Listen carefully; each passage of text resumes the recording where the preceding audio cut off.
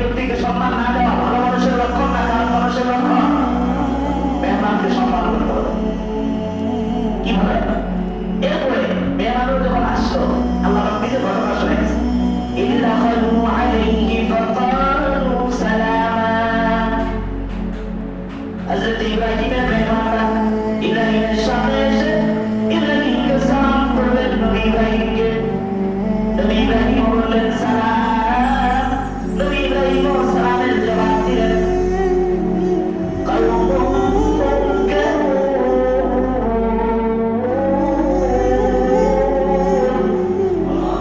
হযরত ইব্রাহিম পরে পরে বলেন এদের তোমরা আমি কোনোদিন দেখি না, পরিচিত মনে হচ্ছে। এই মানুষগুলো আমার অপরিচিত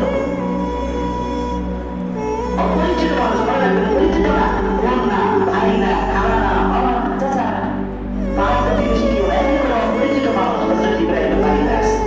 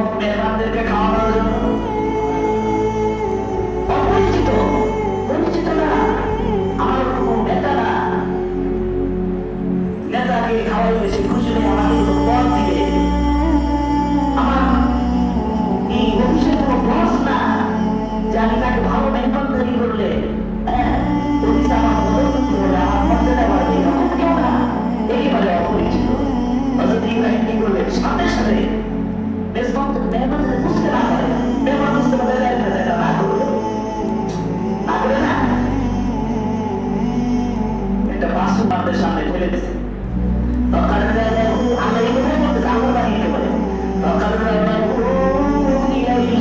হযরত ইব্রাহিম সেই খাবারটা মেহমানের দিকে আগায় দিয়ে বললেন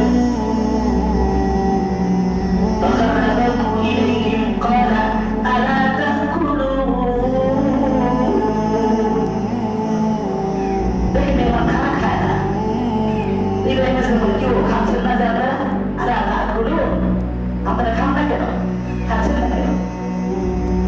আরব দেশের এক নিয়ম ছিল, মেহমান আসার পরে যদি খানা না খায় তাহলে বোঝা যেত কোনো সমস্যা আছে। এই মেহমান আসলে আসল মেহমান না, কোনো সমস্যা করতে এসেছে। কিন্তু আমাদের সমাজে মেহমান যদি না খায় আমরা আরো খুশি হই, ভালো মেহমান এদের।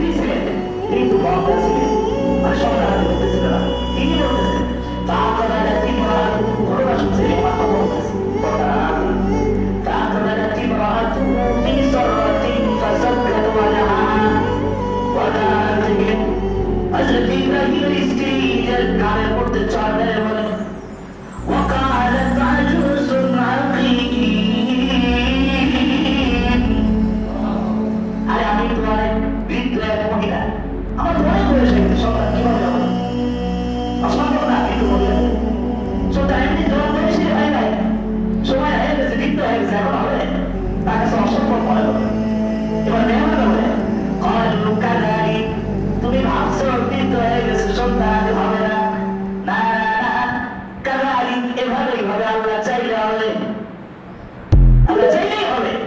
আল্লাহ কোন বয়সের মুখাপেক্ষি কিনা সুবহানাল্লাহ বলেন। আল্লাহ সম্মান দিতে কোন বয়সের মুখাপেক্ষি কিনা আমাদের বুঝতে বাকি আছে? আমরা বুঝে গেছি। অনেক ঘটনা দেখা যায়। قال ربك হযরত ইব্রাহিম আলাইহিস সালামের স্ত্রীকে লক্ষ্য করে বলা হচ্ছে আপনার প্রতিপালক বলেছেন ইন্নাহু হুয়াল হাকীমুল আলীম,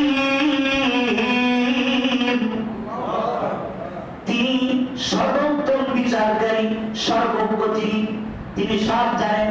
কোন সময় সন্তান হবে, কাকে সন্তান দিবেন আর কাকে দিবেন না, ফায়সালা কার। আর জোরে বলতে হবে ফায়সালা কার। ইন্নাহু হুয়াল হাকীমুল আলীম। মেহমান আসলে আমরা খুশি হবো না নারাজ হবো? মেহমানের সম্মানের জন্য আমরা ভালো রান্না বান্না করবো না? অবশ্যই করবো। হযরত ইব্রাহিম আলাইহিস সালামের আমাদের জাতির পিতা, তার আদর্শ ধারণ করতে হবে কি হবে না? শুধু মুখে বলা হবে না, কাজেও প্রমাণ করতে হবে। মেহমানকে সম্মান করে প্রমাণ করে দিতে হবে আমরা জাতির পিতা। আল্লাহ ওলি যারা হন তারা মেহমানকে সম্মান করেন। নবী পাক সাল্লাল্লাহু আলাইহি ওয়াসাল্লাম বলেছেন, যে ব্যক্তি মেহমানের সম্মান করে না সে যেন আখিরাত এবং আল্লাহর প্রতি বিশ্বাসী রাখে। কঠিন কথা, কঠিন কথা। এজন্য মেহমানের সম্মান করবো তো। এবার যে হাদিস